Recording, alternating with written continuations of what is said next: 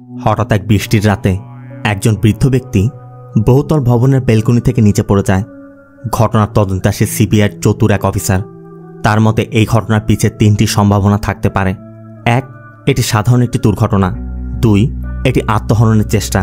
আর 3, এটা কারোর পরিকল্পিত হত্যা চেষ্টা। কিন্তু যে ব্যক্তি পড়েছিল সে এখন কোমায়, তাই ওই সিবিআই অফিসারকেই এখন এর পিছে রহস্য বের করতে হবে। তবে কাজটা এতটাও সহজ নয়, কারণ তথ্য প্রমাণ কখন যে কার দিকে ইঙ্গিত করবে তা বোঝা কষ্টকর। এমনকি এই ঘটনার সাথে জড়িত প্রত্যেকের পিছেই ভিন্ন এক গল্প আছে। আসলে ওই রাতে এক্স্যাক্টলি কী ঘটেছিল সেই রহস্যই মুভির শেষ মুহূর্ত পর্যন্ত আপনার মাথার মধ্যে ঘুরপাক খেতে থাকবে। হ্যালো ফ্রেন্ডস, দিস ইজ প্লাবন অ্যান্ড ওয়েলকাম টু প্লাবন ওয়ার্ল্ড। বলছি মারাঠি ভাষায় মুক্তি পাওয়া মিস্ট্রি থ্রিলার মুভি আপলা মানুষের কথা, যার অর্থ আপন মানুষ। এই আপন মানুষে যে কত কী করতে পারে তা এই মুভিতে ভালোভাবে বোঝানো হয়েছে। এমনকি এই মুভির কিছু গল্পে আপনি নিজেকেও কল্পনা করতে পারবেন, আর সবশেষে আপনাকে এমন এক শিক্ষা দিয়ে যাবে যা আপনি জীবনেও ভুলতে পারবেন না। তো চলুন তাহলে গল্পে প্রবেশ করা যাক। বৃষ্টি স্নিগ্ধ এক রাত, অ্যাপার্টমেন্টের সিকিউরিটি গার্ড তার রুমে বসে পত্রিকা পড়ছে। হঠাৎ কিছু একটা পড়ার শব্দ হয়। সিকিউরিটি গার্ড ছাতা নিয়ে একটু এগিয়ে যেতেই দেখে এক ব্যক্তি নিচে পড়ে আছে। সাথে সাথেই ওই গার্ড বাঁশি বাজিয়ে সবাইকে ডাকে। আহত ব্যক্তিকে দ্রুত হসপিটালে নিয়ে যাওয়া হয়। ঘটনার তদন্ত করতে পুলিশ আসে। তারা ওই ব্যক্তির ছেলের স্টেটমেন্ট নেয়। আর এই ঘটনার তদন্তবার সিবিআইতে চলে যাওয়ায় সিবিআই থেকে সিনিয়র ইন্সপেক্টর মারুতি এই ঘটনার তদন্ত করতে আসে। মারুতি এসেই প্রথমে ওই ঘটনাস্থল পরিদর্শন করে, আর আশেপাশে লক্ষ্য করতেই ফুল গাছের টপের মধ্যে ঘণ্টার মতো কিছু একটা পায়। এরপর ঘটনাস্থল থেকে কালেক্ট করা ফিঙ্গারপ্রিন্ট অ্যানালাইজ করে। মারুতি একটি ফার্মাসিতেও যায়, এমনকি এক বৃদ্ধ ব্যক্তির সাথে আর ওই অ্যাপার্টমেন্টে কাজ করা এক মেয়েদের সাথে কথা বলে। বিভিন্ন জায়গায় বিভিন্ন লোকের সাথে কথা বলে মারুতির তথ্য সংগ্রহ করে রাহুল নামে একজন লয়ারের কাছে যায়। মূলত মারুতি যার তদন্ত করছে তার নাম আবা, আর রাহুল আবারই একমাত্র ছেলে। মারুতি প্রথমেই রাহুলকে তার পরিচয় দিয়ে এই কেসের বিষয়ে বলে, তবে কেসটি সিবিআইতে চলে গেছে রাহুল জানত না। শোনার পর রাহুল একটু ঘাবড়ে যায়। মারুতি রাহুলের কাছে ঘটনার বিষয়ে জানতে চাইলে রাহুল সেম স্টোরি বলছিল যেমনটা সে পুলিশকে বলেছে, কিন্তু মারুতি প্রথমেই বলে দেয়, এগুলো আমি জানি, এই সব কিছু ইউজলেস, আমাকে আপনি প্রথম থেকে খুলে বলুন। মূলত ঘটনাটি ঘটেছিল 28 তারিখ রাতে, কিন্তু তার কয়েকদিন আগে রাহুলরা লোনাভালায় ঘুরতে গিয়েছিল। মারুতি সেই বিষয়ে জানতে চায়। রাহুল তখন শুরু থেকে বলতে শুরু করে, আর সিন চলে যায় 22 তারিখ রাতে। আমরা মারুতিকে আবার চরিত্রে দেখতে পাই, তবে কনফিউজড হবেন না, দেখতে একরকম হলেও চরিত্র ভিন্ন। রাহুলের স্ত্রীর নাম ভক্তি। ভক্তি পেশায় একজন প্রফেসর। অনেক রাত হয়ে গেছে, কিন্তু ভক্তি এখনও বাড়িতে ফিরেনি। ফোনেও পাওয়া যাচ্ছে না, আবার রাহুলের ফোনটাও বন্ধ। তাই ছেলের বউয়ের চিন্তায় আবার ভক্তি আর রাহুলের পরিচিতদেরকে একে একে কল করে ভক্তির বিষয়ে জানতে চাচ্ছিল, যে ভক্তি তাদের ওখানে গিয়েছে কিনা, বা তারা ভক্তির বিষয়ে কিছু জানে কিনা। তবে সবাই জানাচ্ছিল তারা ভক্তির বিষয়ে কিছুই জানে না। এর মধ্যে রাহুল এসে পড়ে। রাহুল মূলত একটি মিটিংয়ে থাকাকালীন তার ফোনটি অফ করে রেখেছিল, এরপর অন করতে ভুলে গেছে। আবা বলছিল, রাত 10টা বাজে, তোর বউ এখনও বাড়িতে ফিরেনি। রাহুল তখন বোঝানোর চেষ্টা করে, কোনো কাজে হয়তো ব্যস্ত হয়ে পড়েছে, এসে পড়বে, তুমি চিন্তা করো না। কিন্তু আবার কথা, একবার কল করে আমাকে জানানো উচিত ছিল না। এর মধ্যে ভক্তি এসে পড়ে। তবে ভক্তি জানায় তার স্কুলে মিটিং ছিল, এই জন্য লেট হয়েছে। আর কল করে জানানোর বিষয়ে ভক্তি বলে, আমি সন্ধ্যায় কল করেছিলাম, তখন কি পিক করেনি। অবশ্য আবা তখন নিচে গিয়েছিল। আবার রাহুলের ফোনটা বন্ধ, তাই এখানে ভক্তির কোনো দোষ নেই। এদিকে ভক্তির দেরি দেখে আবার যাদেরকে কল করেছিল তারা সবাই এখন ভক্তি আর রাহুলকে কল করে ভক্তি ফিরেছে কিনা জানতে চাইছে। প্রতিবেশী, বন্ধু, এমনকি ভক্তির বাবা মাও একে একে কল করছে। এতে করে ভক্তি একটু বিরক্তই হচ্ছিল। তার কথা সামান্য দেরি করার জন্য দুনিয়ার সবাইকে জানাতে হবে। তবে এ পর্যন্ত ঠিক ছিল। এরপর রাহুলের ছেলে নিশু তার বোর্ডিং স্কুল থেকে কল করে। সেও মাকে নিয়ে খুব চিন্তিত। তবে নিশুকে কেন বোর্ডিং স্কুলে দেওয়া হচ্ছে এই বিষয়ে আমি পরে বলবো। এতটুকু একটা বাচ্চা ছেলে মাকে নিয়ে টেনশন করছে, এই জন্য ভক্তি এবার বেশ রেগে যায়। ভক্তির কথা নিশুকে জানানোর কী প্রয়োজন ছিল। ভক্তি আবাকে বলেই বসে, আপনার এমন বিহেভিয়ারের জন্য মানুষের মধ্যে আমাকে লজ্জায় পড়তে হয়। এরপর যদি এমন করেন তাহলে ভালো হবে না। বলে ভক্তি না খেয়ে নিজের রুমে চলে যায়। আবা বেচারা চুপ হয়ে গেছে। এই ব্যাটারি কী দোষ? ছেলের বউয়ের দেরি দেখে দুশ্চিন্তায় সে সব জায়গায় কল করে তার খোঁজ নিয়েছে। সে তো আর অত কিছু চিন্তা করেনি। যাই হোক, পরবর্তী দিন রাহুল তার বন্ধু নিতিনের সাথে দেখা করে নিতিনকে গতরাতের ঘটনার কথা খুলে বলে যে ওই ঘটনার পর 12টা পর্যন্ত বাবাকে বোঝাতে হয়েছে, আর রুমে গিয়ে 2:30টা পর্যন্ত ভক্তিকে শান্ত করতে হয়েছে। শ্বশুর আর ছেলের বউয়ের মধ্যে এই ঝামেলা নতুন কিছু নয়, প্রতিদিনই একটা না একটা নিয়ে তাদের মধ্যে বেঁচেই থাকে, মানে ঠিক যেন টম অ্যান্ড জেরির মতো। তবে রাহুল একদম ভালো ছেলে, কখনোই সব ঝামেলার মধ্যে পড়ে না, মানে না বউয়ের দিকে সাপোর্ট করে না বাবার দিকে, মানে একদমই নিউট্রাল, তার যেন কোনো দোষই নেই। তবে ঝামেলা যখন শেষ হয়ে যায় সে দুই পক্ষকে সমর্থন করে তাদেরকে শান্ত করার চেষ্টা করে। রাহুলের ধারণা এটাই সবথেকে ভালো পন্থা। সব কিছু শোনার পর নিতিন বলছিল, তুই এক কাজ করতে পারিস, মাঝে মধ্যে দুজনকেই বাইরে ঘুরতে নিয়ে যেতে পারিস, সেখানে গিয়ে ওরা যত খুশি লড়াই করবে, তুই একটু হলেও রেস্ট পাবি। মূলত এরপরই রাহুল লোনাভালাতে ঘুরতে যাওয়ার প্ল্যানটি বানিয়েছিল, আর 24 তারিখে তারা লোনাভালাতে গিয়েও ছিল। মারুতি জানতে চায় সেখানে কি হয়েছিল। রাহুল বলে একটু মনোমালিন্য হয়েছিল, তারপর সব কিছু ঠিক হয়ে যাওয়ার পর আমরা মুম্বাইতে ব্যাক করি, আর 28 তারিখ ওই ঘটনা ঘটে। তবে লোনাভালাতে এক্স্যাক্টলি তাদের মধ্যে কি আর্গুমেন্ট হয়েছিল মারুতি ওই ব্যাপার জানতে চায়, কিন্তু রাহুল বলতে চাইছে না। রাহুলের কথা এটা আমাদের পার্সোনাল এবং প্রাইভেট ম্যাটার, আপনার সাথে আলোচনা করতে পারবো না। অবশ্য মারুতি প্রথমেই রাহুলকে বলেছে রাহুল ইচ্ছা করলে কিছু বলতে পারে, ইচ্ছা করলে নাও বলতে পারে, এটা সম্পূর্ণ তার স্বাধীনতা। এই জন্য মারুতি বের হয়ে যায়। তবে মারুতি রাহুলের অফিস থেকে বের হওয়া মাত্রই ভক্তিকে কল করে ভক্তির সাথে দেখা করতে চায়। ভক্তিও স্কুলে ছিল, তাই ভক্তি তাকে স্কুলে গিয়ে দেখা করতে বলে। এদিকে রাহুল ভক্তিকে জানানোর জন্য বারবার কল করছে, কিন্তু ভক্তি তখন মারুতির সাথে কথা বলছে। এই জন্য রাহুল কথা বলতে না পেরে রাহুল তার বন্ধু নিতিনকেও জানায় যে বাবার কেসটি সিবিআইতে ট্রান্সফার হয়েছে। ইন্সপেক্টর মারুতি আমার সাথে দেখা করতে এসেছিল, সে তো লোনাভালার বিষয়ে জানতে চাচ্ছে। তবে নিতিন জানতে চাচ্ছিল লোনাভালায় কী ঘটেছিল সব বলে দিসনি তো আবার। রাহুল জানা সব কিছু বলিনি, তবে ভক্তিকে জানাতে হবে। এই জন্য নিতিন ভক্তিকে কল করে মারুতির বিষয়টি বলে। ততক্ষণে মারুতি ভক্তির কাছে পৌঁছে গেছে। তবে মারুতি ভক্তির কাছে তার আসল পরিচয় গোপন রেখে নিজেকে একজন রিপোর্টার পরিচয় দেয়। এমনকি ভক্তিকে বলে সে সিনিয়র সিটিজেনদের উপর একটি ম্যাগাজিনে আর্টিকেল লিখে। তাই আবাস সম্পর্কে কিছু তথ্য নিতে সে প্রথমে রাহুলের কাছে গিয়েছিল। তবে রাহুল বলেছে রাহুলের থেকে ভক্তি তার সম্পর্কে বেশি জানে, তাই রাহুলের থেকে নম্বর নিয়ে এসে ভক্তির সাথে দেখা করতে এসেছে। মারুতি নিজেকে এমনভাবে প্রেজেন্ট করছে ভক্তি বুঝতেই পারছে না মারুতি পুলিশের লোক। তবে মারুতি ভক্তির কাছে তাদের লোনাভালা ট্রিপের বিষয় জানতে চায়, আর এরপরই ভক্তি তাদের লোনাভালা ট্রিপের বিষয় বলতে শুরু করে। সিন চলে যায় 24 তারিখ। 3 জন কারে করে লোনাভালা যাচ্ছিল। যাওয়ার সময় ভক্তি আর রাহুল তাদের নতুন গাড়ি কেনার বিষয়ে আলোচনা করছিল, কিন্তু আবার কথা নতুন একটি গাড়ি কেনা শুধুমাত্র টাকার অপচয় করা, কোনো মেডিকেল ইমার্জেন্সি হলে তখন কি করবে। কিন্তু ভক্তি এতে বিশ্বাসী না। ভক্তির কথা কবে কোন ইমার্জেন্সি আসবে ততদিন নিজেকে পেশেন্ট মনে করে টাকা সঞ্চয় করা বোকামি ছাড়া আর কিছু না।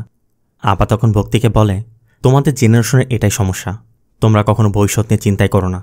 একসময় আবার ভক্তির চাকরি নিয়ে কথা তোলে যে এই জন্য হয়তোবা অনেক রাত পর্যন্ত বাইরে থেকে চাকরি করতে হয়। ভক্তির কথা, আমি শুধু টাকার জন্য চাকরি করি না, এটা আমার ব্যক্তিগত ব্যাপার, তাই এই বিষয়ে আপনার কথা না বলাটাই ভালো। ভক্তির কথা, সে আমার চাকরি করাটা কখনোই পছন্দ করতো না। আমি ম্যাথমেটিক্সে গোল্ড মেডেলিস্ট, কিন্তু সে তো কোনো দামই দেয়নি আমাকে। সে এক্সপেক্ট করে আমি বাড়িতে থেকে তাদের জন্য গরম গরম খাবার তৈরি করে তাদের খাওয়াবো। অবশ্য ভক্তি এটা বলে যে এর পিছনে একটি কারণ আছে, যে আমি যদি ঘরে বসে শুধু তাদের রান্না করে খাওয়াই তাহলে সে তার বন্ধুদের কাছে বলতে পারবে সে তার ছেলের বউকে তার কন্ট্রোলে রেখেছে, কিন্তু আমি যখন কথা বলি তখন সে রেগে যায়। ভক্তি জানা গাড়িতে দুজনের মধ্যে তর্কের পর তারা লোনাভালাতে চলে যায়। এরপর রাতের বেলা রাহুল আর আবা কাঠ খেলছিল। ভক্তি এসে তখন তাদেরকে বলে, আজকের মতো সকাল সকাল ঘুমিয়ে পড়ো, কাল সকালে উঠে আমাদেরকে বের হতে হবে। কিন্তু রাহুল সকাল সকাল উঠতে চাচ্ছে না। রাহুলের কথা, এখানে একটু রিল্যাক্স করব, তা না সকাল উঠে বের হতে হবে কেন? কিন্তু ভক্তি বলে, এখানে কি আমরা রিল্যাক্স করতে এসেছি? রিল্যাক্স তো বাড়িতেও করতে পারো। কিন্তু আবা বলে ওঠে, বাড়িতে রিল্যাক্স করার সময়টা পায় কোথায়? বাসার সব কাজই তো ওকে করতে হয়। সকালে চা বানানো, ডিম সিদ্ধ করা, লন্ড্রিতে কাপড় দেওয়া, গ্রোসারি বিল পরিশোধ করা, সব কিছু তো ওই করে। কিন্তু রাহুল কোনো কথাই বলছিল না। এই জন্য আবা বলে, তোমাকে অনেক ভয় করে, এজন্য তোমার সামনে কিছু বলে না। আবা হাসি তামাশা করে কথাগুলো বলছিল।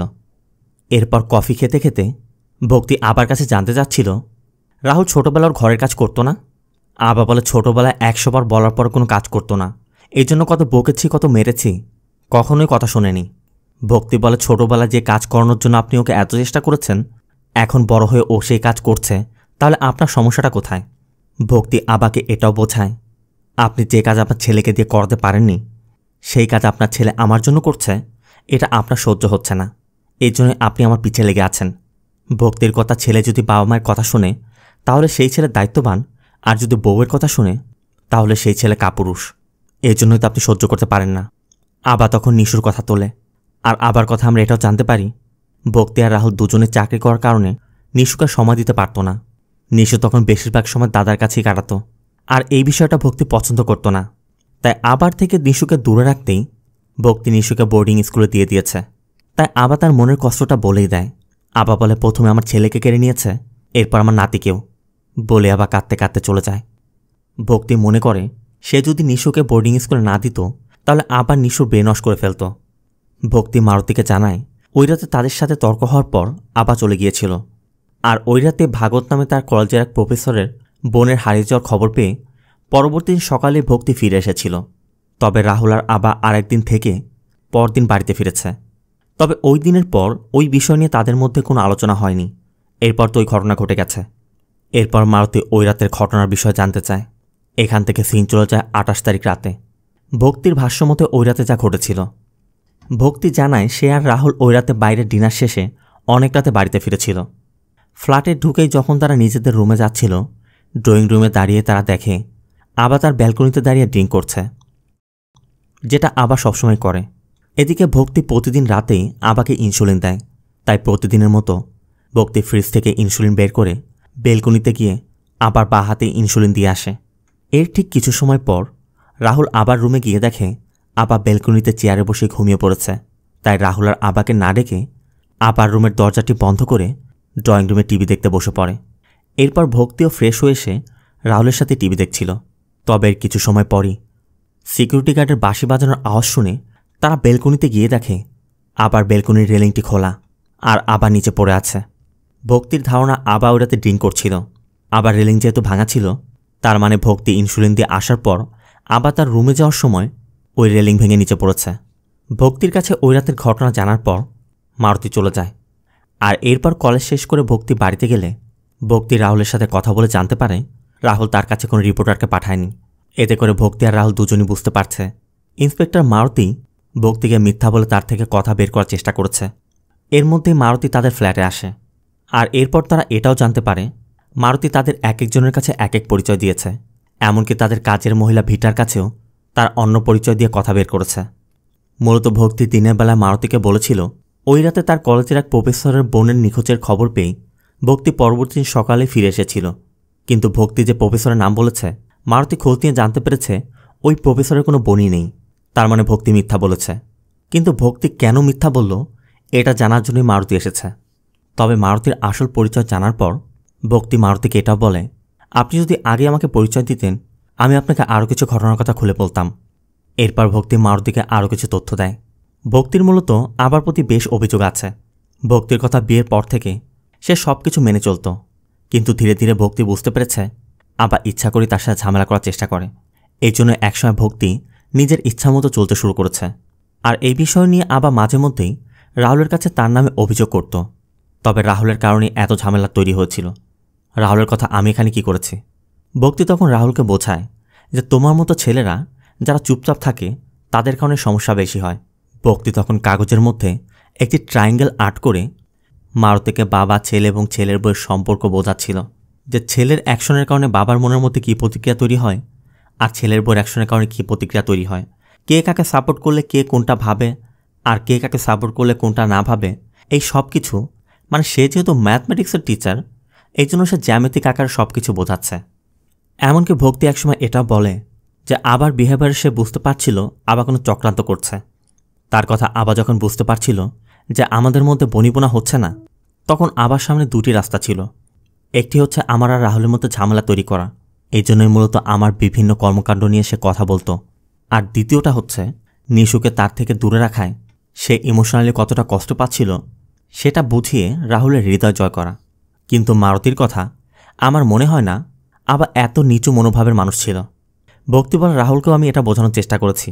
মূলত লোনাভালাতে ওই রাতে তাদের দুজনের মধ্যে আর্গুমেন্টের পর ভক্তি রাহুলকে বেশ কিছু থিওরি বলে, যে আবা ইচ্ছা করে তাদের মধ্যে কেন ঝামেলা তৈরি করছে। এমনকি ভক্তি রাহুলকে এটাও বলে, আমি তোমাকে যেমনটা বলছি তুমি যদি তাই করো তাহলে তুমি তোমার বাবার আসল রূপ দেখতে পাবে। তাই ভক্তি প্ল্যান করে, কাল সকালে আমি ইমার্জেন্সির কথা বলে মুম্বাইতে চলে যাব, তুমি আর আবা এখানেই থাকবে। বিকেলবেলা তোমরা দুজন একসাথে ড্রিঙ্ক করবে। কয়েক প্যাক খাওয়ার পর এমনিতে তার সবকিছু বের হয়ে আসবে। ভক্তির কথা আবা প্রথমেই কিছু বলবে না, কিন্তু দ্বিতীয় প্যাক খাওয়ার পর থেকেই দেখবে তার পেটের কথা বের হতে শুরু হয়েছে। প্রথমে সে মহিলাদের বিষয় বলবে যে মহিলারা কেমন, এরপর ধীরে ধীরে সে আমার দিকে ফোকাস করবে। সে তোমাকে বোঝানোর চেষ্টা করবে যে আমি তোমাকে এবং তোমার বাবাকে কতটা টর্চার করছি। সে তোমার প্রতি সহানুভূতি দেখাবে, আর একবার যখন তোমার মধ্যে কনফিডেন্স তৈরি করতে পারবে তখন তোমাকে বোঝাবে যে আমি কতটা চতুরতার সাথে তোমাকে ম্যানিপুলেট করেছি। আর এর জন্যই সে আমাদের দুজনের মধ্যে ঝামেলা তৈরি করার চেষ্টা করবে। সে আমার বিভিন্ন কর্মকাণ্ড নিয়ে কথা বলবে, প্রশ্ন তুলবে, তবে একসময় আবার আমার ভালো দিকের কথা বলবে, কারণ শুধুমাত্র আমার খারাপ দিকের কথা বললে তোমার বিশ্বাস অর্জন করতে পারবে না।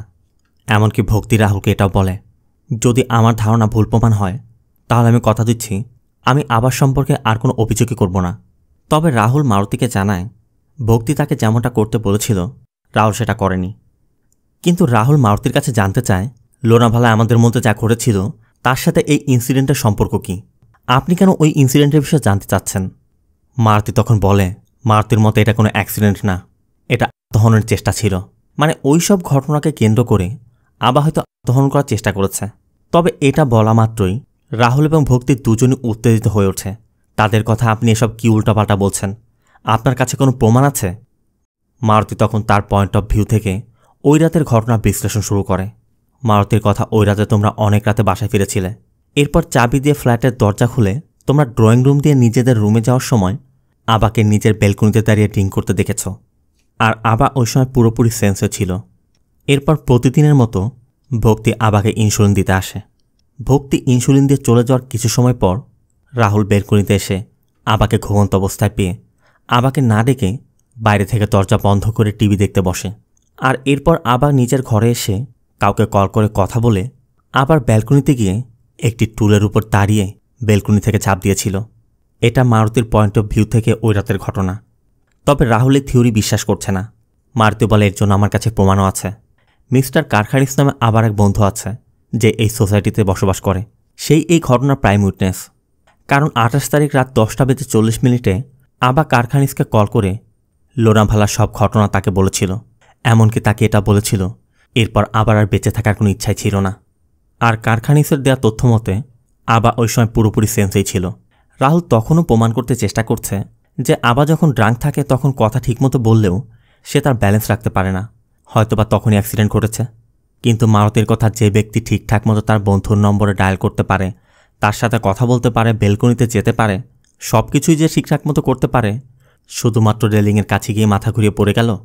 মারুতি আবার ব্লাড রিপোর্টটাও দেখায়, যেখানে স্পষ্ট দেখা যাচ্ছে আবার ব্লাডে শুধুমাত্র 1% অ্যালকোহল পাওয়া গিয়েছিল। তার মানে আবা ওই রাতে খুব অল্প পরিমাণে ড্রিঙ্ক করেছে, তাই আবার মাতাল হওয়ার কোনো সুযোগই নেই। এমনকি পুলিশের দেয়া রিপোর্ট মতে ব্যালকনিতে থাকা টুলের উপর আবার ফুটপ্রিন্টও পাওয়া গেছে। আবার ব্যালকনি থেকে যদি সোজাসুজি কোনো ব্যক্তি নিচে পড়ে তাহলে যেখানে পড়ার কথা আবার বডিটি সেখানে পাওয়া যায়নি, আবার বডিটি তারও একটু সামনে পাওয়া গিয়েছে। তাই শুধুমাত্র কোনো টুল থেকে জাম্প করলেই এত দূরে এসে পড়ার কথা। তাই এই সকল এভিডেন্স এটাই প্রমাণ করছে আবা হননের চেষ্টা করেছিল। কিন্তু ভক্তির কথা, আমাদের মধ্যে এমন কোনো সিরিয়াস ঘটনা ঘটেনি যে জন্য আবা এমন বড় একটি ডিসিশন নিতে যাবে। কিন্তু মারুতির কথা, কিছু একটা নিশ্চয়ই ঘটেছিল, তবে সেটা তোমরা আমার থেকে গোপন করার চেষ্টা করছো। তবে কি ঘটেছিল রাহুল আর ভক্তি যেহেতু বলছে না, তাই একমাত্র আবাই বলতে পারবে আসলে কি হয়েছিল। তবে তখনই হসপিটাল থেকে কল করে রাহুলকে জানানো হয় আবা কোমা থেকে বের হয়েছে, খুব তাড়াতাড়ি সুস্থ হয়ে যাবে। এই খবর শুনে মারুতিও বলে, এটা খুশির সংবাদ, তোমরা গিয়ে দেখা করো, আমি পরবর্তীতে তার সাথে দেখা করে তার স্টেটমেন্ট নিয়ে নিব। আশা করি এরপর তোমাদের সাথে আর দেখা করার প্রয়োজন পড়বে না। তো রাহুল আর ভক্তি সোজা হসপিটালে চলে যায় এবং ডক্টরের সাথে কথা বলে জানতে পারে আবা কোমা থেকে বের হলেও জ্ঞান ফিরতে সময় লাগবে। আবার তারা এটা বলছে মাথায় আঘাতের কারণে আবার স্মৃতিশক্তি হারিয়ে যাওয়ার চান্স রয়েছে। আর যদি তাই হয় তাহলে ওই রাতে এক্স্যাক্টলি কী ঘটেছিল সেটা প্রমাণ করা খুব ডিফিকাল্ট হয়ে যাবে। তবে ভক্তি এখনও আবার ধরনের ওই থিওরিটি বিশ্বাস করতে পারছে না। তবে এরপরই রাহুল ভক্তিকে জানায় রাহুল ভক্তির কাছে একটা বিষয় লুকিয়েছে, আর সেটা হলো ভক্তি লোনাওয়ালা থেকে ফিরে আসার পর রাহুল আর আবার রেস্টুরেন্টে বসে ড্রিঙ্ক করছিল আর কথা বলছিল। ভক্তি আগের রাতে রাহুলকে যেমনটা বলেছিল, রাহুল আবার সাথে কথা বললে আবার ঠিক একই রকম কথা বলেছিল। একসময় আবার কথা শুনে রাহুলে বুঝতে পারে ভক্তি তাকে ঠিকই বলেছে, কারণ আবার দৃষ্টিতে ভক্তি রাহুল এবং নিশুকে আবার থেকে দূরে সরিয়েছে। আবার রাহুলকে বলছিল প্রত্যেকটি সন্তানই তার বাবা মায়ের কাছে থাকতে চায়, কিন্তু ভক্তি ওকে দূরে সরিয়ে দিয়েছে। তোর তো কিছু বলা উচিত ছিল, কিন্তু তুই কিছুই বলিস না। আমি তো সবসময় ভাবতাম তুই আমার সাইড নিবি, আর এখন দেখি বোর ভয়ে কথাই বলতে পারিস না। আবার রাহুলকে এটাও বলে ও তো বাইরের মেয়ে, আর আমরা তো পরিবার, তোকে এবং নিশুকে আমার পাশে থাকতে হবে। কিন্তু আবার এই সকল কথা শুনে রাহুল আবাকে বলে তুমি কেন আমার পরিবারকে নষ্ট করতে চেষ্টা করছো? তুমি প্রত্যেকটি সময় ওর বিষয়ে এটা ওটা বলতে থাকো, যেটা আমার মধ্যে ওর প্রতি রাগ সৃষ্টি করার তোমার প্রতি সিম্প্যাথি। আর তুমি এগুলো এই কারণেই করছো কারণ তুমি ভয় পাচ্ছ তোমার ছেলেকে হয়তোবা তার স্ত্রী নিয়ন্ত্রণ নিয়ে নেবে। আর শুধু এজন্যই না, তুমি ভয় পাচ্ছ ও হয়তোবা তোমাকে একা রেখে আমাকে নিয়ে অন্য বাসায় মুভ করতে পারে। আবার কথা তুই কি ভেবেছিস আমি একা থাকা ভয় পাই? আমি এর জন্য এইসব চক্রান্ত করছি? তুই তোর বাবাকে ক্রিমিনাল বানাচ্ছিস? রাহুল তখন বলে ওঠে কোর্টে এমন হাজারো কেস আসে যেখানে বাবার হাতে নিজের সন্তান খুন হয়েছে, আর এটা শোনা মাত্রই আবার উত্তেজিত হয়ে সেখান থেকে বের হয়ে যায়। এই বিষয় নিয়ে মূলত তাদের দুজনের মধ্যে মনোমালিন্য তৈরি হয়েছিল, কারণ রাহুল ভাবছিল আবার সব চক্রান্ত করছে, ভক্তির কোনো দোষই নেই। তবে রাহুলের কথা শুনে আবার কষ্ট পেয়ে তার রুমে চলে যায়। এই ছিল মূলত লোনাভানাতে ওই দিনের ঘটনা, যেটা রাহুল ভক্তির থেকে গোপন রেখেছিল। তাই রাহুলও সন্দেহ করছে মনের কষ্ট নিয়ে আবার হয়তোবা এটা করতে পারে। ঠিক তখনই মারুতি কল করে রাহুল আর ভক্তিকে তার বাড়িতে গিয়ে দেখা করতে বলে। তো কথা মতো রাহুল ভক্তিকে নিয়ে মারুতির বাড়িতে চলে যায়, আর এরপর মারুতি তাদের দুজনের কাছেই ক্ষমা চায়। মারুতি বলে আসলে আমার ধারণায় ভুল ছিল, এটা কোনো ধরনের ঘটনা নয়। আবার সুস্থ হলে তার স্টেটমেন্ট নেয়ার পর সব কিছু ক্লিয়ার হয়ে যাবে। সাথে সে এটাও বলে আমি যেদিন প্রথম তোমাদের বাড়িতে তদন্ত করতে চাই সেদিন আমি বুঝতে পারি আবার ধরনের চেষ্টা করেনি। রাহুলের কথা আপনি সব কিছু জেনে বুঝেও তারপর কোনো নাটকটা করলেন। মারুতি বলে আমি শুধু তোমাদের রিয়াকশন দেখতে চেয়েছিলাম, যে তোমাদের বাড়ির একজন বৃদ্ধ ব্যক্তি মনের কষ্ট ধরনের চেষ্টা করেছে, তাতে তোমরা কিভাবে রিয়াক্ট করছিলে। তবে মারুতি তাদের রিয়াকশন পেয়েছে, কারণ আবা মনের কষ্ট নিয়ে ওই কাজটি করতে চাইলেও রাহুল আর ভক্তি অনুশোচনা না করে উল্টো আবাকে এর জন্য ব্লেম দিচ্ছিল। মারুতির এমন কর্মকাণ্ডে রাহুল আর ভক্তি রাগ করে সেখান থেকে চলে যায়। আর ওই রাতেই তার একটি কফি শপে নিতিনের সাথে দেখা করে নিতিনকেও বিষয়টি জানায় যে মারুতি এখন বলছে এটা একটা অ্যাক্সিডেন্ট ছিল।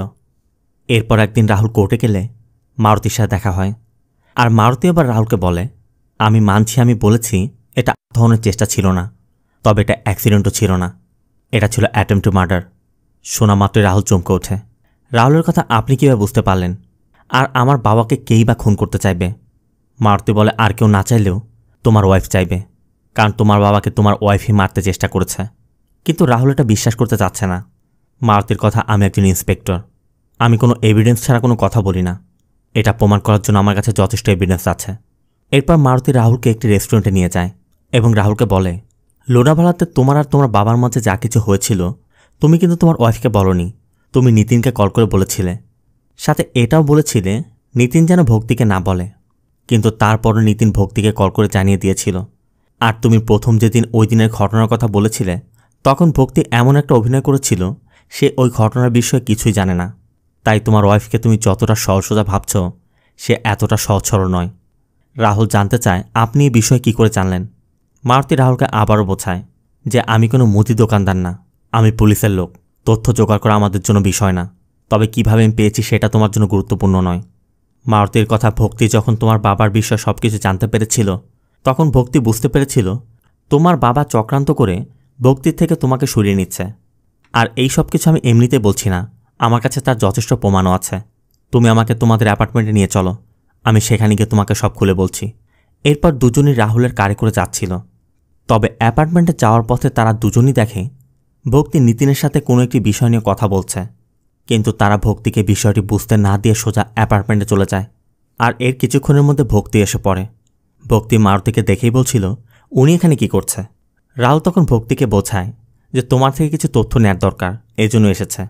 এরপর মারুতি ভক্তির কাছে জানতে চায় গত 10 দিনের মধ্যে নিতিনের সাথে তোমার কোনো যোগাযোগ হয়েছে বা সরাসরি দেখা হচ্ছে। ভক্তি সোজা না বলে, তবে মারুতি বলে আমি তোমার ফোন কল রেকর্ড চেক করে দেখেছি, তোমরা যখন লোনাভালাতে ছিলে তখন তুমি নিতিনের সাথে 30 মিনিট ফোনে কথা বলেছ। এমনকি 25 তারিখে এখানে আসার পর তোমাদের মধ্যে 20 মিনিট ফোনে কথা হয়েছে। এমনকি অ্যাপার্টমেন্টের গেস্ট রেজিস্টার বলছে রাহুল আর আবার যখন লোনাভালা ছিল ওই রাতে নিতিন এখানে এসেছিল, আর তুমি মাত্রই নিতিনের সাথে দেখা করে ফিরেছ। এটা শুধু আমি নয়, রাহুলও দেখেছে। অবশ্য ধরা পড়ে গিয়ে রাহুল ভক্তিকে বলছিল, এর জন্য আমার কাছে ব্যাখ্যা আছে। এরপর মারুতি ভক্তির কাছে জানতে চায়, যতটুকু আমি জানি তুমি প্রতিদিন আবাকে ইনসুলিন দিতে তুমি কোন সিরিঞ্জ ব্যবহার করতে? ভক্তি বলে 10 সিসির। মারুতি তখন একটি 20 সিসির সিরিঞ্জ দেখায় এবং বলে ওই রাতে এই সিরিঞ্জটি ব্যবহার হয়েছে। এই সিরিঞ্জের গায়ে তোমার ফিঙ্গারপ্রিন্ট আছে। পুলিশ এটা আবার ঘরের টেবিলে পেয়েছিল। মারুতি এটাও বলে, আমি তথ্য নিয়ে জানতে পেরেছি এই সিরিঞ্জটি তুমি আশেপাশের কোনো ফার্মাসি থেকে কেনোনি, এটা নিতিনের বাড়ির পাশ থেকে কেনা হয়েছে। মারুতি ভক্তির কাছে জানতে চায়, ওই রাতে তুমি আবার কোন হাতে ইঞ্জেকশন দিয়েছিলে? ভক্তি বলে বাঁ হাতে। কিন্তু মারুতি বলে, আমরা আবার ডান হাতে ক্ষত পেয়েছি, তার মানে ওই রাতে তুমি আবার ডান হাতে ইঞ্জেকশন দিয়েছ। এরপর মারুতি তার পয়েন্ট অফ ভিউ থেকে ওই রাতের ঘটনা বিশ্লেষণ করে। মারুতির মতে ওই রাতে যেটা হয়েছিল, ওই রাতে রাহুল আর ভক্তি বাইরে থেকে ফেরার পর ভক্তি তার পূর্বের প্ল্যান মতো 20 সিসির ওই সিরিঞ্জটি বের করে আবার ডান হাতে ইঞ্জেকশন দিয়েছিল। মারুতির সাথে এটা বলে, পেশেন্টের শরীরে যদি 10 সিসির জায়গায় 20 সিসি দেওয়া হয় তাহলে ওই পেশেন্ট সেন্সলেস হয়ে মারাও যেতে পারে। এই জন্যই মূলত ভক্তি প্ল্যান করেই তার বাঁ হাতে না দিয়ে ডান হাতে দিয়েছে, যাতে কেউ ধরতে না পারে। তবে তখনই রাহুলের শব্দ পেয়ে ভক্তি তাড়াহুড়ো করে সিরিঞ্জটা আবার ঘরের টেবিলে রেখে চলে এসেছিল। এরপর রাহুল আবার ঘরে ব্যালকনিতে গিয়ে ভেবেছিল আবা হয়তোবা ঘুমিয়ে পড়েছে, কিন্তু আসলে আবা তখন অচেতন ছিল। এরপর রাহুল যখন টিভি দেখছিল, ভক্তি আবার ব্যালকনিতে গিয়ে আবাকে চেয়ার থেকে তোলে। আবা তখন অচেতন। ভক্তি ঘটনাকে আত্মহনন সাজাতে প্রথমে আবার পায়ের জুতো খুলে টুলের উপর একটি ছাপ রাখে। এরপর অনেক কষ্টে আবাকে রেলিংয়ের উপর রেখে নিচে ফেলে দেয়। আর মারুতি এটা আন্দাজ করে বলছে না। মারুতির কাছে এর জন্য যথেষ্ট প্রমাণও আছে। মারুতির কাছে মেডিকেল স্টোর থেকে কেনা সিরিঞ্জের বিল, এমনকি সিরিঞ্জের গায়ে থাকা ভক্তির ফিঙ্গারপ্রিন্ট আছে। আর এর মাধ্যমে মারুতি প্রমাণ করে দেয় ভক্তি প্ল্যান করেই আবাকে হত্যা করার চেষ্টা করেছে। এই সব কিছু বলার পর মারুতি ভারতীকে বলছিল, আমি তো সব প্রমাণ দিয়ে দিলাম, এখন তো অন্তত স্বীকার করে নাও। কিন্তু ভক্তি স্বীকার করছিল না। আবার রাহুল ভক্তিকে বলছিল, না ভক্তি, আমি না বলা পর্যন্ত তুমি ওনার কোনো কথার উত্তর দিবে না। তবে ভক্তি একসময় বাধ্য হয়ে স্বীকার করে নেয়। ভক্তি বলে, হ্যাঁ, আমি তাকে মারার চেষ্টা করেছি। এরপর মারুতি চলে যায়।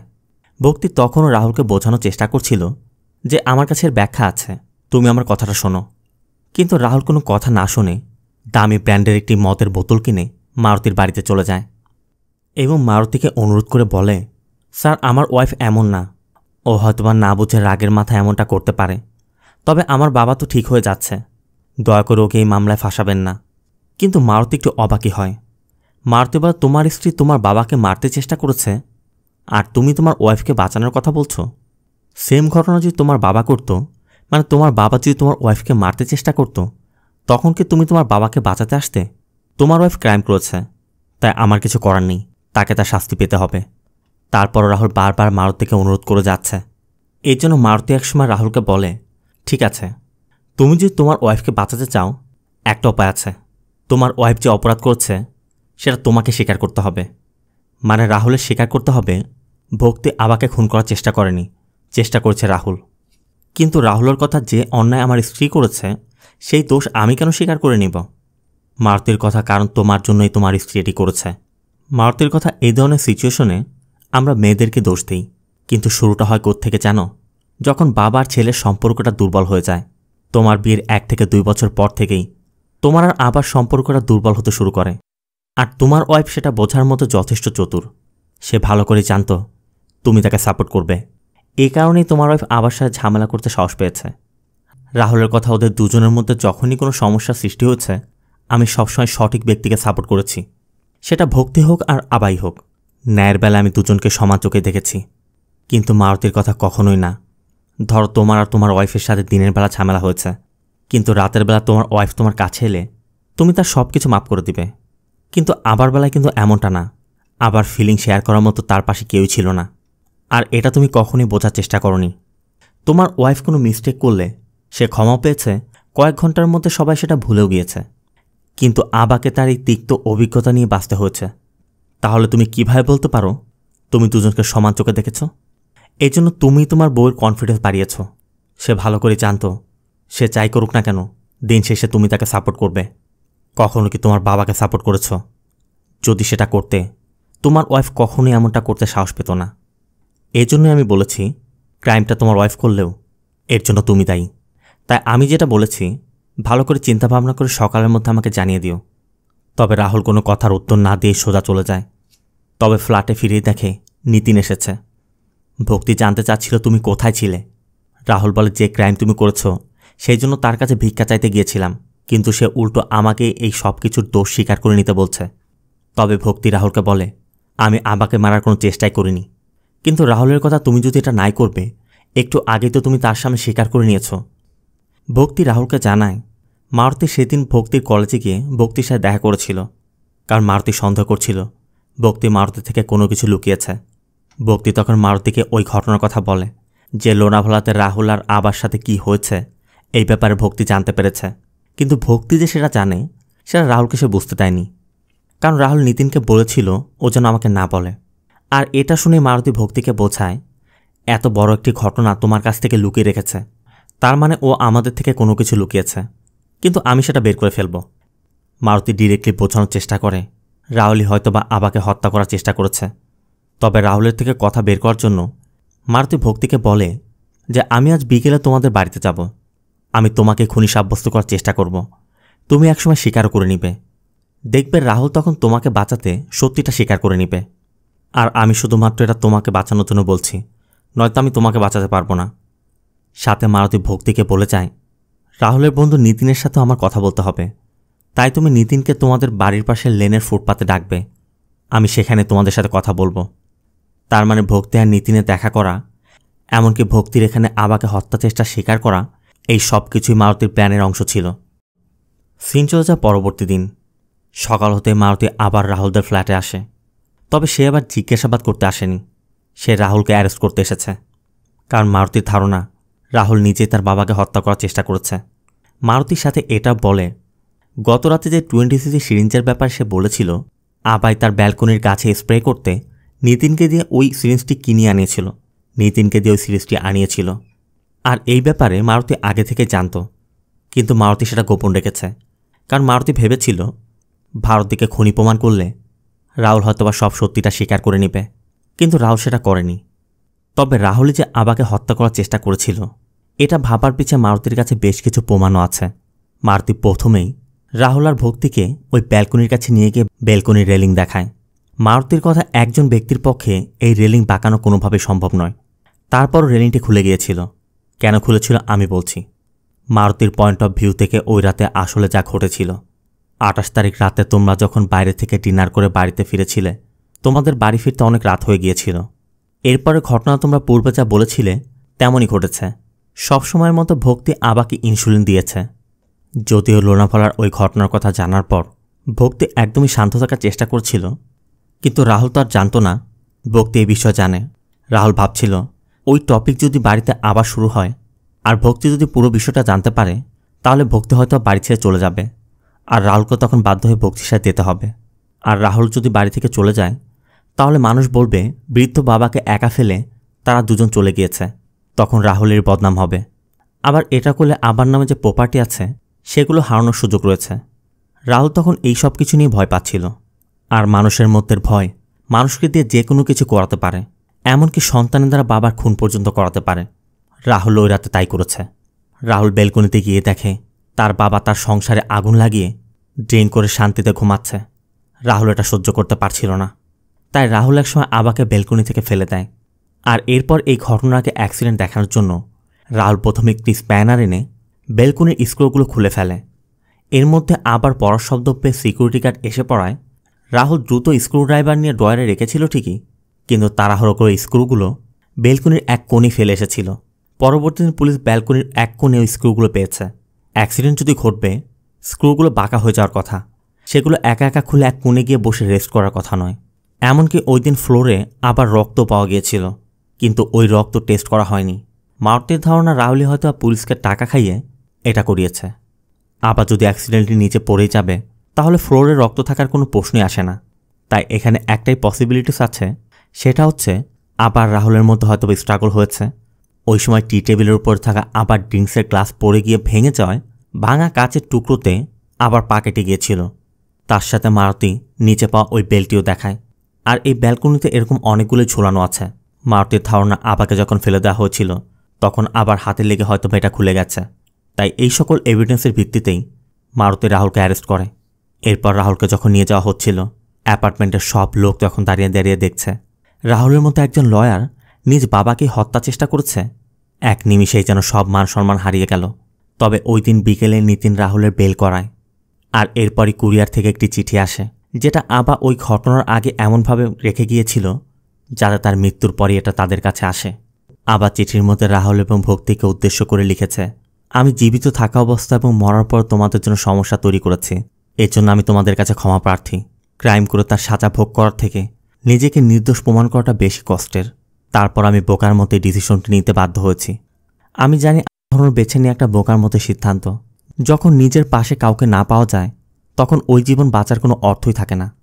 আবার রাহুলকে উদ্দেশ্য করে বলেছে, সন্তান হিসেবে তুমি আমার শেষকৃত্য করো, এটা আমি চাই না। আর আমি যেটা করেছি এর জন্য আমি কাউকে দায়ী করছি না। আবার এই চিঠিটি পাওয়ার পর রাহুল আর ভক্তি দুজনই এখন চিন্তা করছে হয়তো তাদেরই কোনো ভুল ছিল, তারাই আবার সাথে খারাপ ব্যবহার করেছে। আবার যে কোনো সিচুয়েশনে রাহুল ভক্তিকে সঙ্গ দিয়েছে, কিন্তু আবাকে কেউ সঙ্গ দেয়নি। তাই রাহুল চিন্তা করছে আবার সুস্থ হয়ে ফিরলে সে আবার কাছে ক্ষমা চেয়ে নিবে।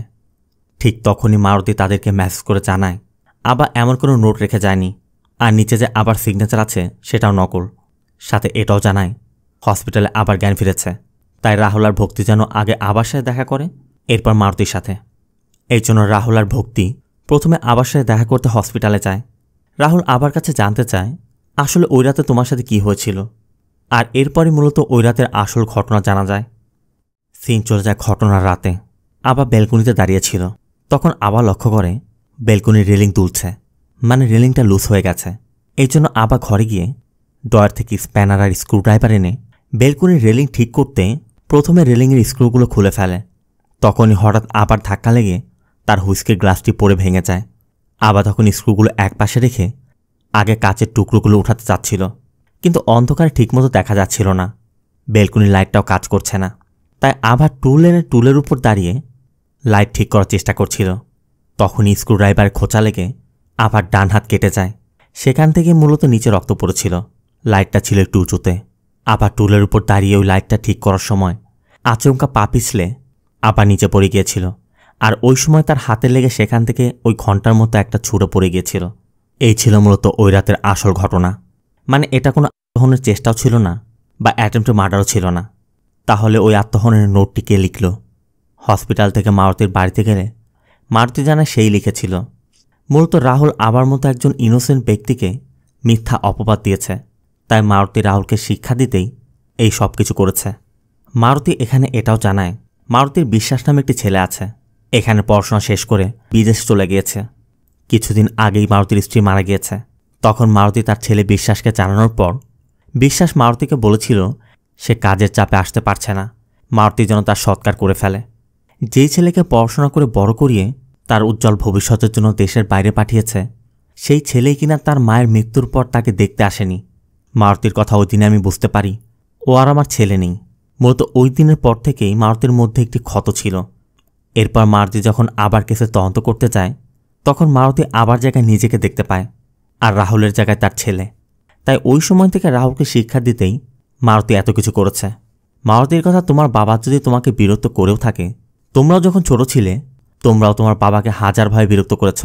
বৃদ্ধ বয়সে এসে ওই ব্যক্তিটা অন্তত তোমাদের কথা শোনে, কিন্তু তোমরা যখন ছোট ছিলে তখন কি তোমরা কোনো কথা শুনতে? তোমাদের মনে যা আসতো তাই করতে। আমি এই কেসটা যখন প্রথম নিয়েছিলাম ওই মুহূর্তে আমি বুঝতে পেরেছিলাম এটা একটা অ্যাক্সিডেন্ট।